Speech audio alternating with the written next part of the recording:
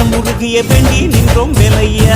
அழகு என்றாலே முருகன் தானையா, எங்க அழகு சுந்தரம் பார்த்து கேட்க அருள் புரிவாயா.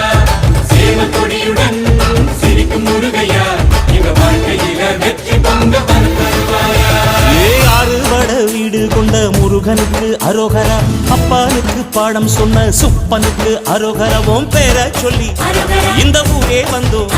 உன்னை தேடி வந்து எங்க உள்ளம் முருகிய வேண்டி நின்றோம் வேலையா.